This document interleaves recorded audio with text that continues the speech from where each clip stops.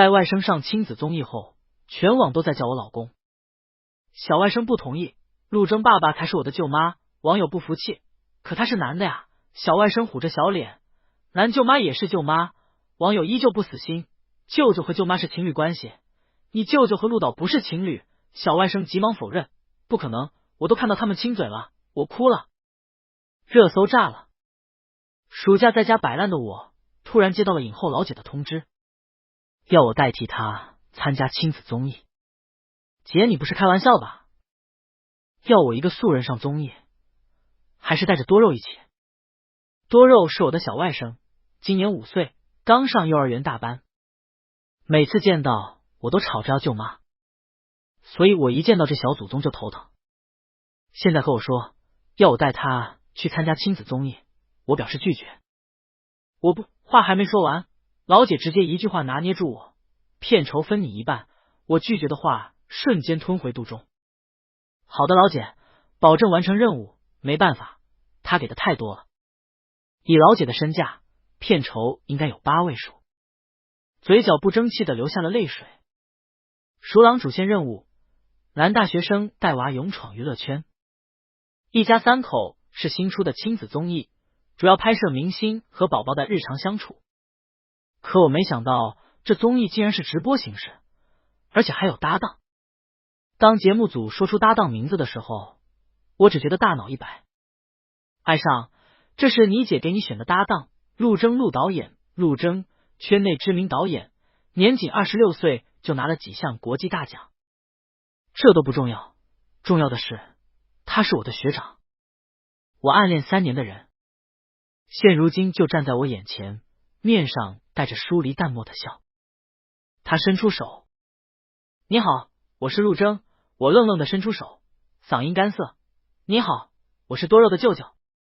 爱上，碰到他指尖的那一瞬间，我忍不住瑟缩了一下，亲握之后立马收回手。牵着多肉的手被扯了一下，小外甥歪着头问我，意思是说陆征哥哥要和我们一起生活吗？陆征蹲下身摸了摸他的头，是的，不过他突然看我一眼，我和你舅舅同辈，你应该叫叔叔。多肉兴奋的拉着我蹦来蹦去。好耶，我喜欢陆征叔叔。他用手捂着嘴，偷偷和我说他好帅哦。我觉得女孩子都会喜欢他，我一眼很想说，其实男孩子也会喜欢他。从陆征出场，直播间就开始了滚动式弹幕。是阳谋的导演陆征，他真的好帅啊，有才又有颜，真的完美啊。陆导这个颜，秒杀圈内大多男明星了，好吧。姐妹们，这声老公我先叫了。陆征太冷了，我还是觉得暗影后的弟弟更讨喜。清清爽爽的帅哥，谁不喜欢啊？男大我可以。别说了，都是我老公。看看其他家庭组合，爸爸妈妈和宝宝。再看看我们，舅舅带着外甥，还加了个外人。外人陆征在收拾行李，我忍不住去问导演，为什么我们要住一间房间？制作组穷成这个样子了吗？导演摸摸鼻子，一家人就应该住一起啊，其他家庭也是这样的。我无语凝噎，说的好有道理，竟然无法反驳。反观陆征，原以为他会有意见，没想到他带入奶爸这个角色比谁都快。他拿着多肉的水杯接满了温水，俨然比我这个亲舅舅还负责。多肉一口一个哥哥，软软的腻乎劲儿，陆征也不烦，还耐心的提醒他是叔叔，不是哥哥。我埋头叠着多肉的衣服，就听到爱多肉突然问，那陆征叔叔，你有没有认识的漂亮女孩子呀？我竖起耳朵，心下顿感不妙，忙出声阻止。爱多肉，小孩子不可以问东问西的，很不礼貌。却听陆征说，多肉为什么问这个？小崽子凑过去，还不是为了给舅舅找个女朋友？我都要愁死了。我咬牙，人小鬼大，大人的事情你少管。爱多肉冲我做了个鬼脸，我气得想过去拍他小屁股，他却躲在陆征身后。陆征整理床铺的手一顿，眸色好像暗了一下，闷声道，没有。我很少和女生接触，呼吸一停。他这话是什么意思啊？我原本压抑克制的心又起了一丝波澜。房间里除了摄像机之外，还有个大屏显示器，实时播放弹幕。我听到了什么？多肉宝贝要给舅舅找舅妈？我可以，我要做你舅妈。我也行，本人18，刚考上清大，小有姿色，无不良嗜好，请先考虑我。不是，只有我嗅到了一丝丝不寻常的味道吗？楼上的不止你一个，我总觉得陆导和爱上有点不对。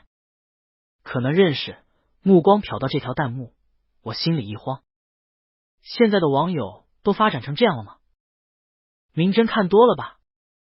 真的好怕下一秒就被他们发现我喜欢陆征这件事。爱多肉虽然人小鬼大，但是也是真的机智，就是有点机智过头了。别的小朋友都在玩的时候，他拎着自己的零食都哒哒哒的跑到了一小女孩身前。那是楚影帝的女儿甜甜，小姑娘长得特别水灵，飞葡萄似的眼睛好像会说话。爱多肉把零食一个个拿出来，嘴上也特别甜，这都是我舅舅给我买的，都给你吃。小妹妹你好可爱啊！然而下一秒他语出惊人，妹妹可不可以做我女朋友啊？说着他还扭扭胖乎乎的小身子。噗，我刚喝的水一下喷了出去，顾不得擦，立马过去拎起他后脖梗，一边提着他，一边和目光要杀人的楚影帝道歉，童言无忌，童言无忌啊！他就是开玩笑的，这小祖宗真的是够了，谁不知道楚影帝把女儿当眼珠子一样疼？你个小猪还想拱人家的白菜？我低声警告他，再乱说话我就把你偷喝饮料尿床的事告诉所有人，让你丢脸。爱多肉小脸一垮，立马老实了。不愧是爱影后的儿子，这么小就会撩妹了。现在的小孩子真早熟啊，才几岁就想着谈恋爱了。时代的悲催啊，都是受网络荼毒。别大题小做，上纲上线哈，小孩子懂什么？开个玩笑罢了，怎么还当真啊？别吵了，我只想看双奶爸带娃。话说陆导怎么不在？陆征有事出去接了个电话，等他回来的时候。爱多肉顿时小嘴一撇，小跑过去告状，陆征哥哥，舅舅他凶我坏舅舅。陆征一把抱起他，闻言看了我一眼，眼中含笑。你舅舅确实挺坏的，他着重咬了那个坏字，搞得我有点毛毛的。我怎么坏了？因为是录制第一天，为了让大家彼此熟悉，节目组并没有准备刁难我们，直接发了一些简单的食材，各自做饭。作为当代大学生，我虽说不上十项全能，但是做饭这种技能还是点亮了的。拿起一个土豆，利落打皮切块。旁边的陆征在料理牛肉，坐在客厅的多肉开始点菜。舅舅，我想吃洋葱炒蛋，起锅烧油，我抽空回了句知道了，你少吃点零食。一会没肚子吃饭了，我拿出袋子里的洋葱，剥皮开始切。才切了没几下，眼睛猛地刺痛，眼泪顿时溢出。我忙放下刀，想去接水冲洗一下。一旁的陆征听到声音，立马过来，皱着眉擦手。洋葱直进眼睛了。我点点头，他突然靠近，近到我可以清楚闻到他身上的洗衣液味道，还有他温热的呼吸。我眼泪哗哗的流，忍不住想用手抹脸，他却按住我的手。别动，脸被扳住。他嘴唇微动，吹着我的眼睛。身体一僵，我心跳猛地飙升。下一刻，一声带着疑惑的童音传来：你们在干什么？突如其来的一声吓得我一激灵，赶紧扒开陆征的手。然而年仅5岁的多肉却依旧发挥自己语不惊人死不休的能力。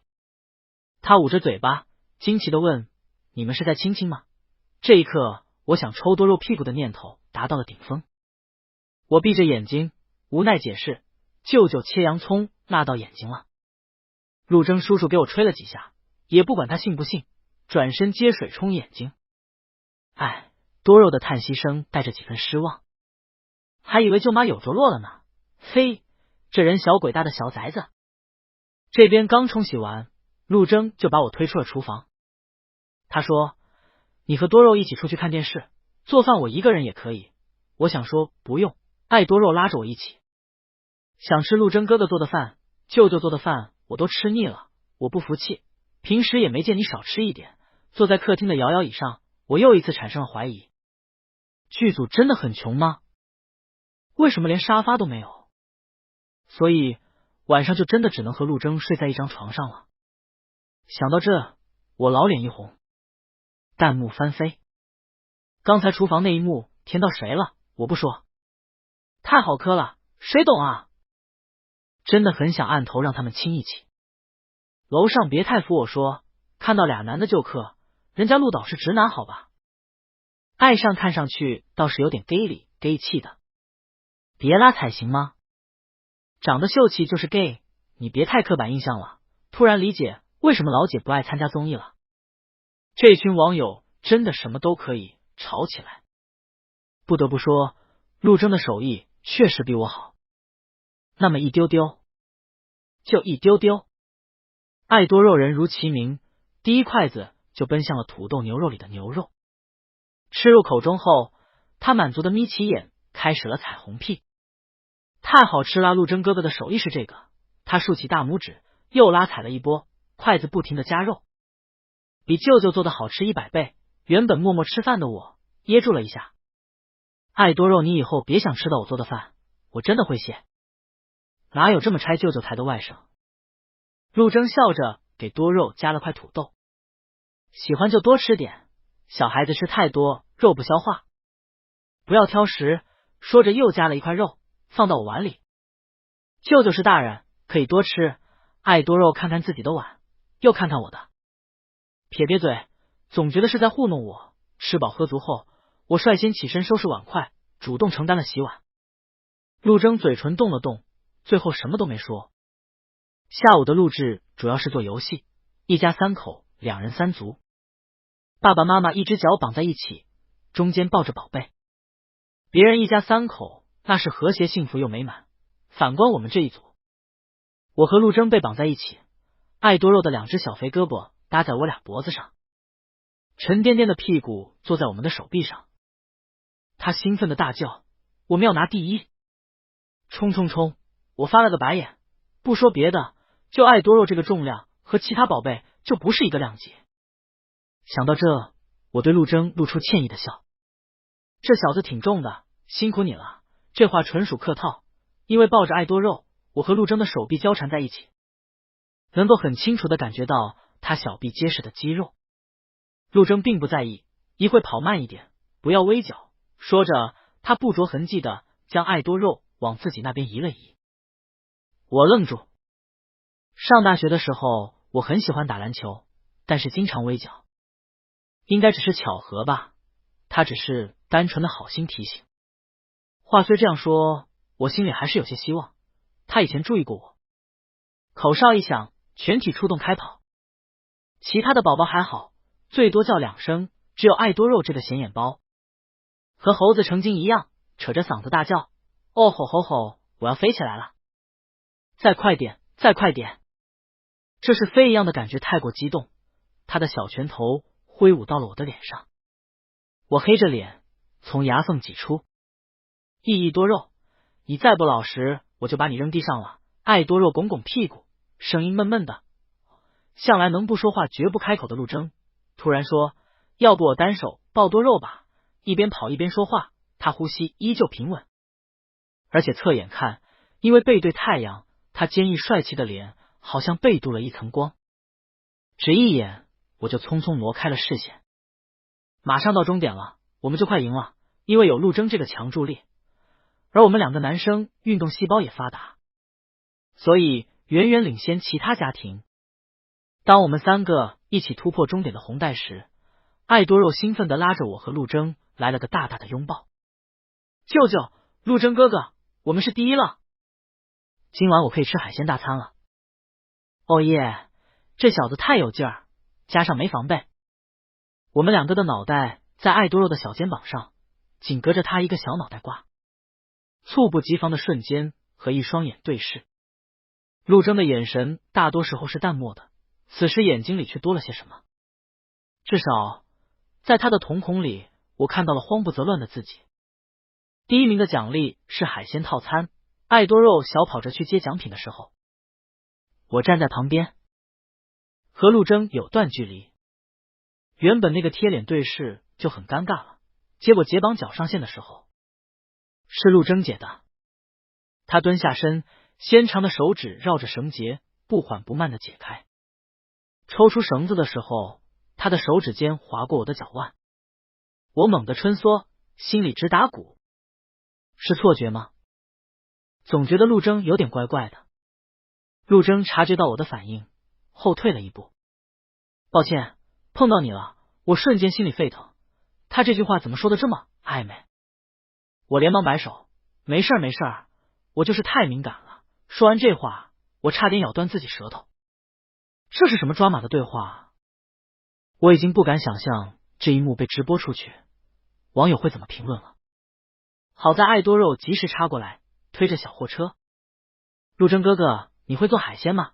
我舅舅怕水产生物。他做不了。说着，他嫌弃的眼神扫过来。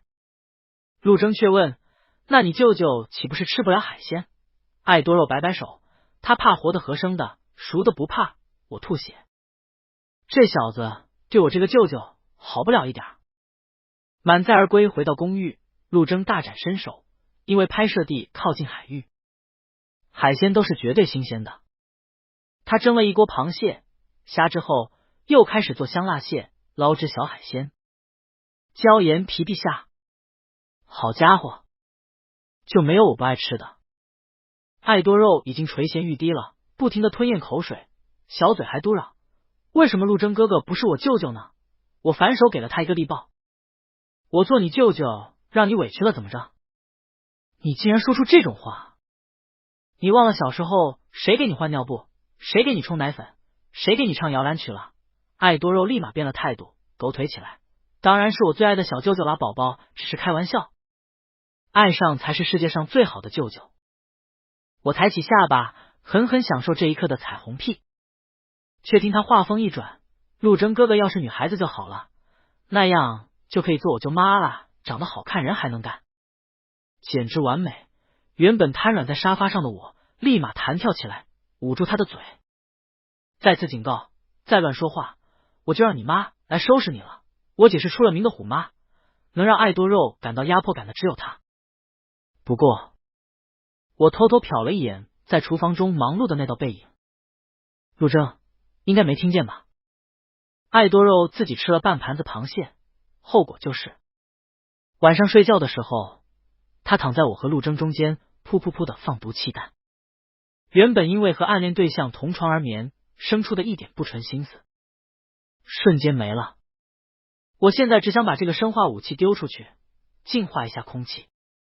捏着鼻子想摇醒他，黑暗中一只手按住我，陆征的眼睛亮得出奇。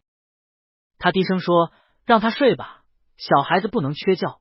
他的手掌很热，热得我心里发燥，不动声色的抽出手。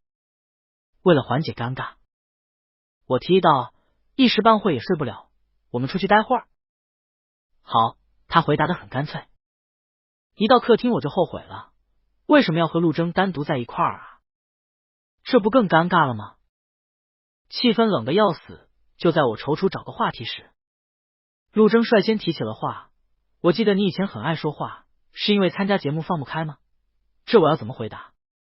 总不能说因为你吧？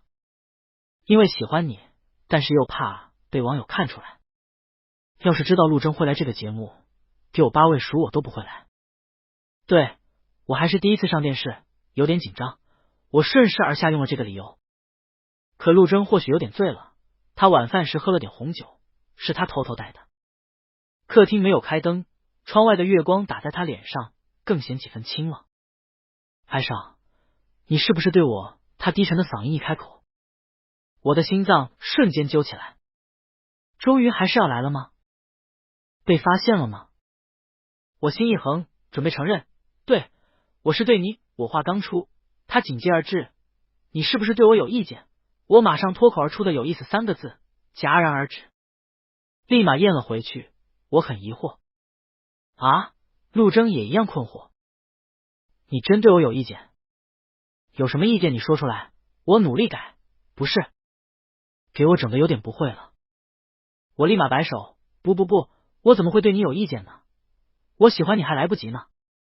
怕他误解，我努力解释，甚至举起了手指。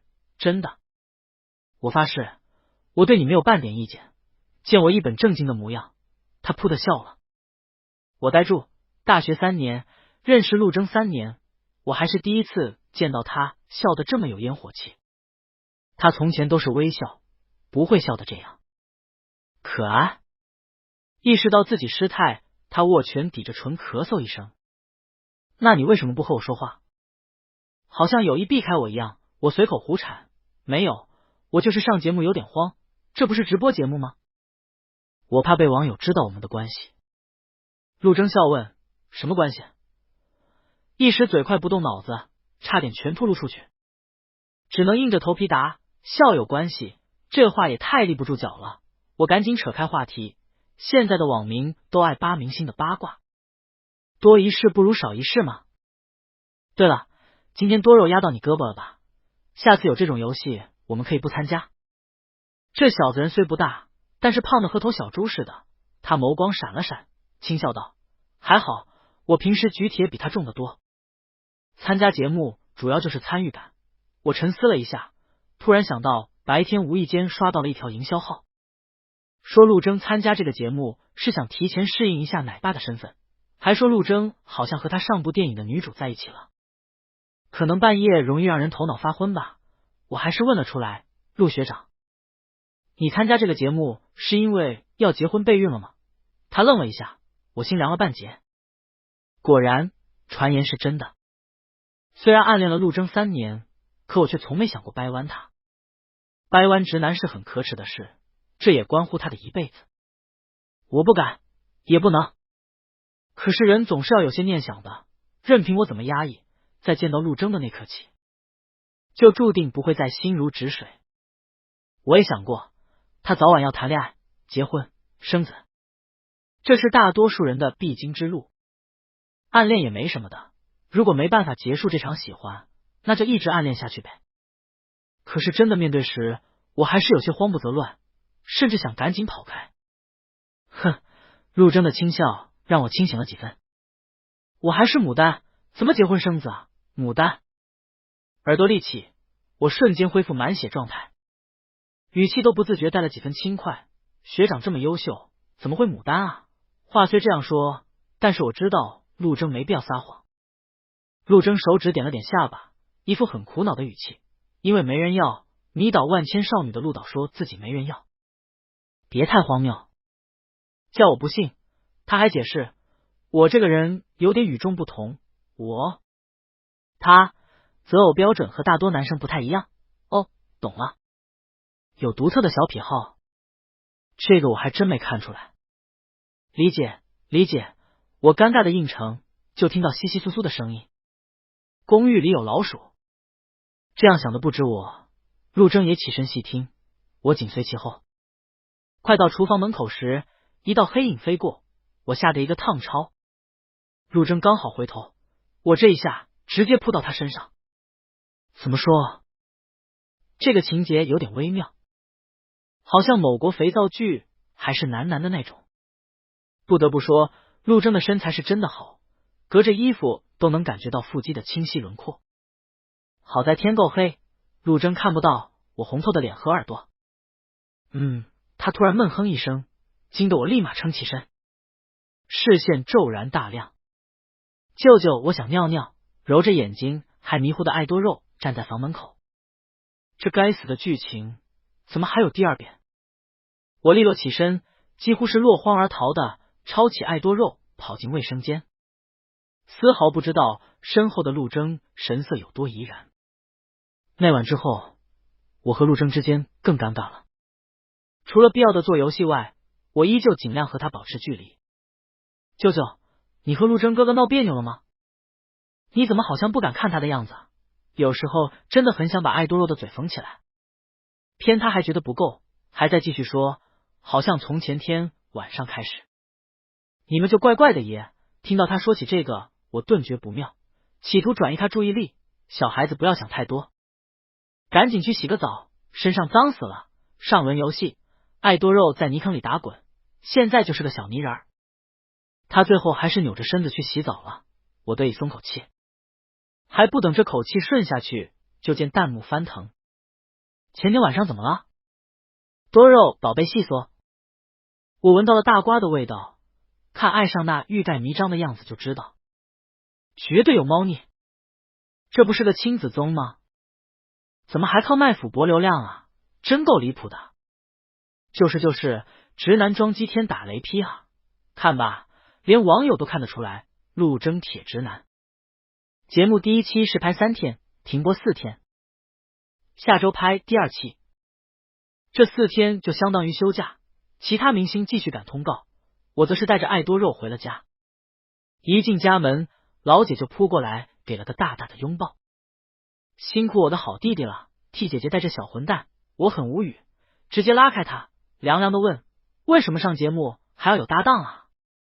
你也没告诉我啊。我合理怀疑艾夏是故意的，这很符合他低俗的恶趣味。果然，他哈哈笑着打马虎眼，瞎，我这不是忘了吗？再说了，你和陆征不是认识吗？他不是你学长吗？你以前可崇拜他了，姐这也算是给你个惊喜，呵呵，信你才有鬼，还惊喜呢，完全就是惊吓。一个小脑袋瓜钻进我们中间，爱多肉眨巴着大眼睛，控诉道，我还在这里呢，你们把我忘了呀？老姐一把抱起爱多肉，颠了2下，胖了，这几天在家吃青菜吧，控制一下饮食。然后是爱多肉的哀嚎声，不嘛不嘛，你这是虐待，虐待自己亲儿子。我要告诉姥姥姥爷，晚上睡觉前，我刚洗漱完上了床，爱多肉就推开门吭哧吭哧爬上来，手里拿着 iPad。 舅舅，帮我弄一下这个。他指着屏幕上的黑色图标软件，近几年最火的短视频软件。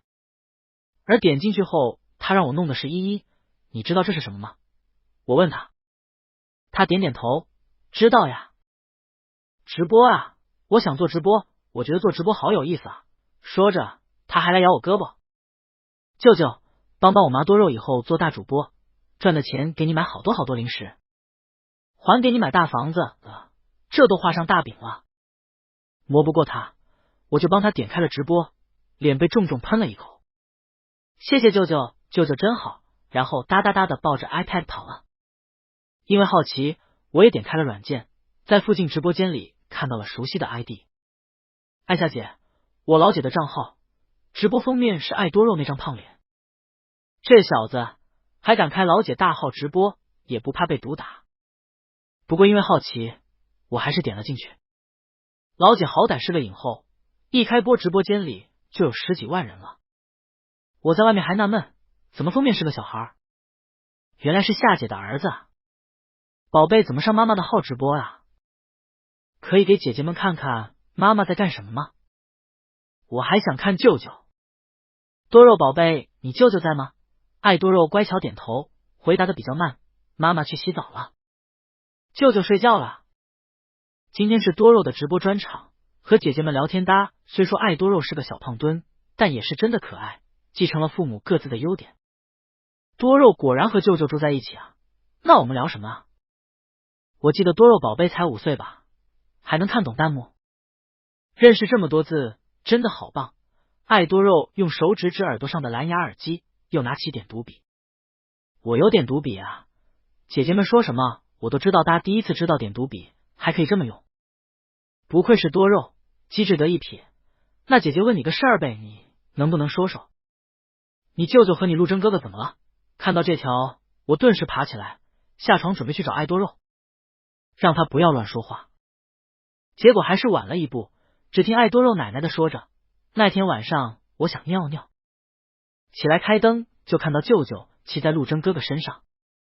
我说我想尿尿，舅舅抱着我去尿尿了。他一边说一边摸着下巴分析一波，估计是舅舅觉得自己太重，压到陆征哥哥了，所以不好意思和他说话吧。毕竟我都听到陆征哥哥疼得叫出声了，我差点一口老血喷出。什么话？这他妈是什么话？这是你一个5岁小孩能说的吗？我脚下生风，恨不能立刻把他拽过来狠抽一顿。弹幕炸开了锅。卧槽，这么劲爆，压在陆征身上都给人弄得叫出声了。想不到看起来清纯又瘦的爱上，竟然是上面的那个我。清纯又瘦，这简直是危言耸听。我冲进爱多肉屋里，一个箭步过去关闭直播，然后叫来我姐，对爱多肉进行了一场母爱的展现。当晚她的哭声掺杂着有节奏的啪啪，在夜色中格外清脆悦耳。然而第二天一大早，老姐直接先辈给我来了个暴击。爱上，你上热搜了，还迷糊着，我没听清。谁？老姐把手机呼我眼前。你上热搜了，垂死病中惊坐起，困意顿时消散，我简直不敢想象。我一个素人能上什么热搜？可眼前的微博页面，红色火花的确是有关我的。陆征为爱做林爱上扑倒陆征，这都什么和什么？乱七八糟的，这玩意儿真的能过审？老姐双手抱胸，解释解释吧，什么时候的事儿？我一脸迷糊，什么时候？她笑骂，你姐你都瞒着，小兔崽子，老实交代。你和陆征什么时候搞上的？沉默之后是我的鄙夷。我俩啥都没有，都是你儿子搞出来的好事儿。问你儿子去。你儿子闯的祸，你得给擦屁股。热搜你给撤了吧。说完我蒙头就睡，生怕下一秒老姐看出什么。结果这个觉是没睡成，因为来了电话，还是陆征打来的。我犹豫了一下，还是接了。刚接通，陆征焦急的声音传入耳中，热搜你不用管，我叫人给撤了。网友说的你不用在意，我会解决。我根本没来得及看网友说什么，更何况他应该更在意这件事吧，毕竟他是娱乐圈的人，我只是个普通人。我不在意，这有什么的？假的怎么都变不成真的，谣言罢了。这话说的还怪心酸的。陆征又宽慰了我几句，挂了电话后，出于好奇，我又点开微博，热搜果然被撤了，评论也少了很多，但还是有很多新的评论出现。不懂就问，这俩人怎么搞在一起的？他俩不是刚认识吗？速成啊，现在的给都这么溜的吗？这个锅我们给不背，谁知道他俩怎么回事啊？不过这事儿是爱上外甥爆出来的，阴谋论一波。有两种可能，第一种，爱上也想借机出道，或者想要流量，所以自导自演了这一出，借着外甥的嘴来传播。第二种，爱多肉说的是真的，爱上和陆征就是有一腿。本人觉得第一种更贴近真相。好家伙，阴谋论都出来了，分析大师瞎分析。关键是这么荒谬的理论，竟然还有不少人相信了。你别说，你真别说，蛮有道理的。不过爱上他姐就是影后啊，想进圈很容易的吧？没必要这样。而且人家也有颜啊，他出道的话就是我新墙头，我的新老公。影后老姐又能怎么样？陆征的前景不可估量，傻子都知道捞这一波稳赚不亏呀。这群人真的很会扯，不去当编剧都可惜了。我看得有滋有味，直到看到一条评论突然崛起，短短几分钟就上了热评。这个爱上我知道啊，我们同校同届同宿舍。他在大一入学的时候，我就觉得他给理给气的，没出几天他就勾上了教官，没出几天就分了。后面又关注陆征，他喜欢陆征，很多人都知道这个人，不用看 IP， 不用看主页，我都能想到是谁。他的确是我的舍友李玉，我不是天生的给，陆征是我第一个喜欢的人。李运是我入学之后关系最好的朋友，然而他发现了我喜欢陆征这件事，从那之后他开始有意疏远我，甚至趁我不在在宿舍嘲讽我，爱上喜欢男的，大家注意安全哈。谁知道他会不会看上谁？他天天和我在一块，不会对我也有意思吧？我听不下去，直接踹开门进屋，开始输出，我是喜欢男的，不是见的男的都喜欢，你这种我宁可喜欢女人，都不会对你有一点心思，意思就是说你别太普信了，哥们儿，没有镜子总有尿吧。之后我俩就彻底掰了，他后来搬出宿舍了。不过我们宿舍的其他人对我倒是没什么歧视，依旧该咋样咋样。所以我毫不犹豫点开这个人主页，私信：李远，你要是看不惯我可以直说，在网络上发布谣言有意思吗？这是违法的。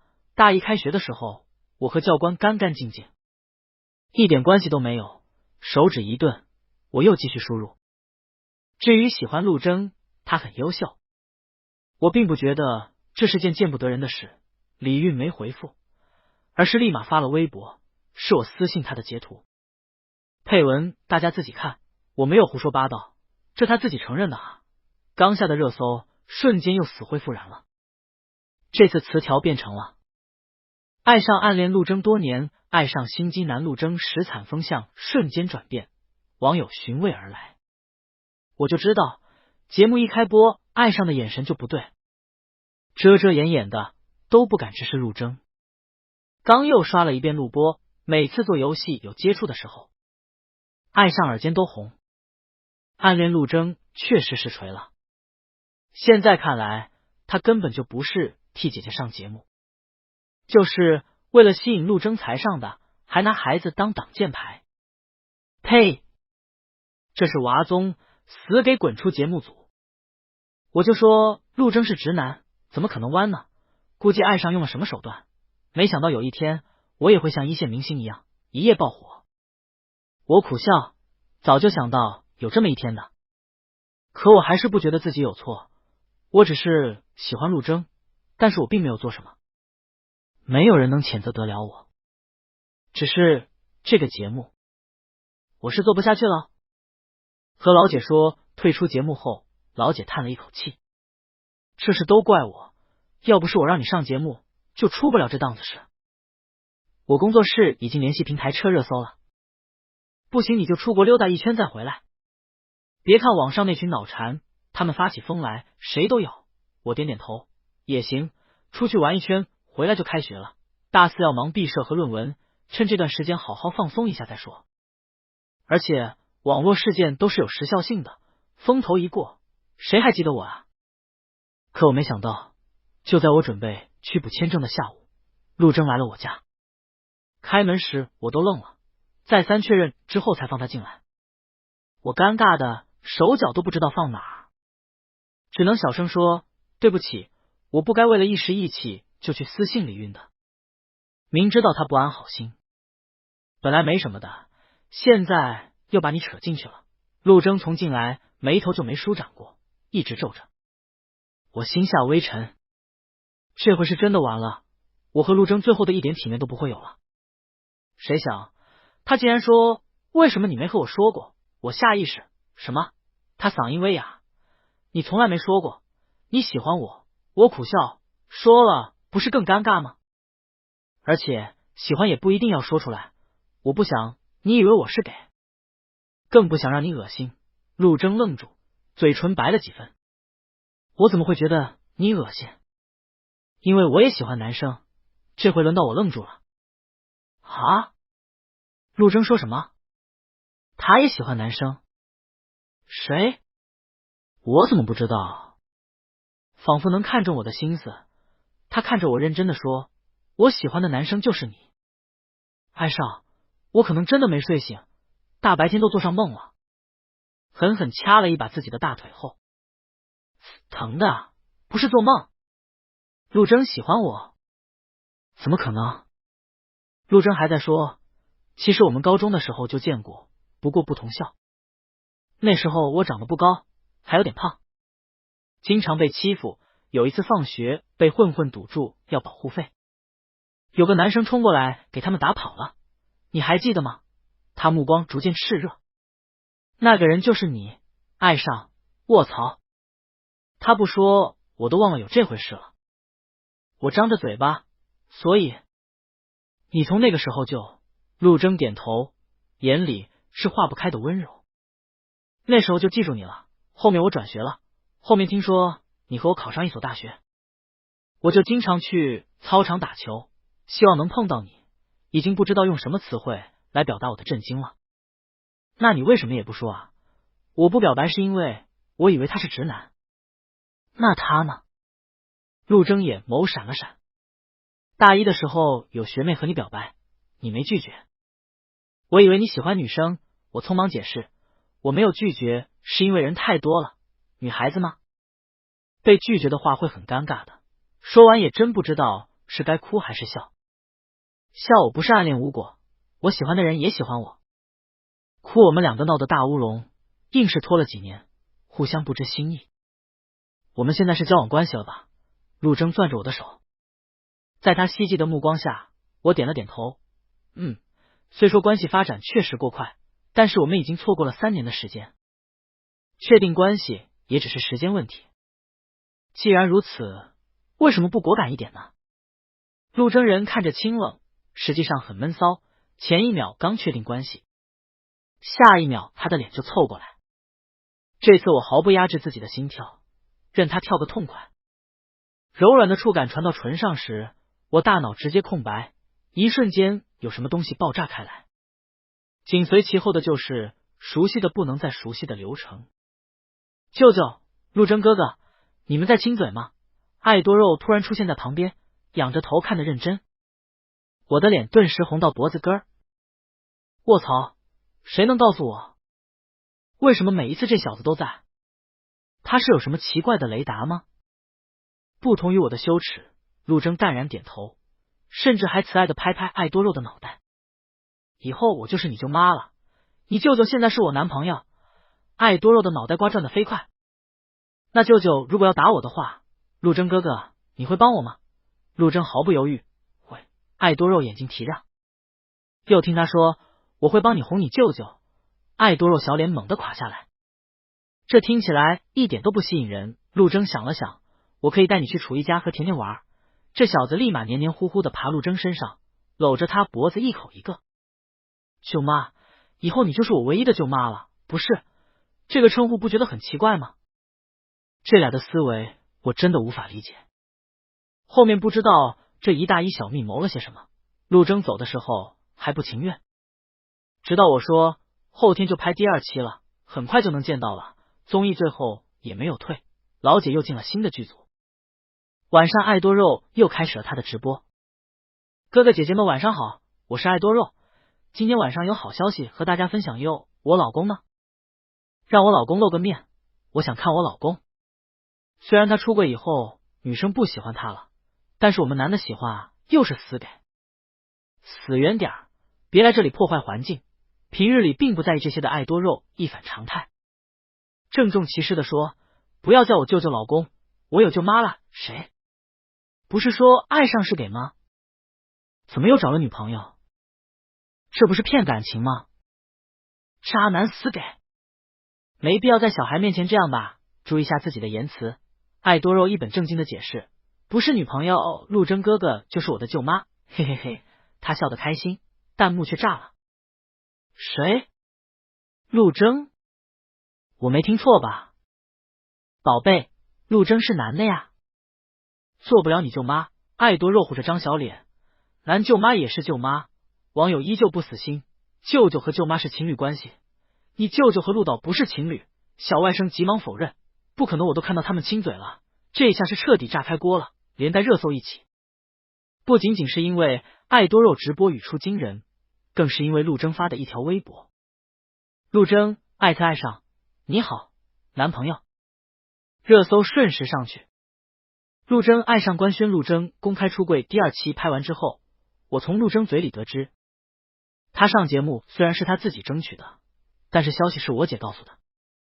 陆征直接开坦白局，我怀疑咱姐可能知道你喜欢我的事儿。怎么个事儿？搞半天我姐啥都知道啊。我只能说不愧是影后，这戏做得不错。正想着怎么坑我姐一波，陆征的吻就落了下来。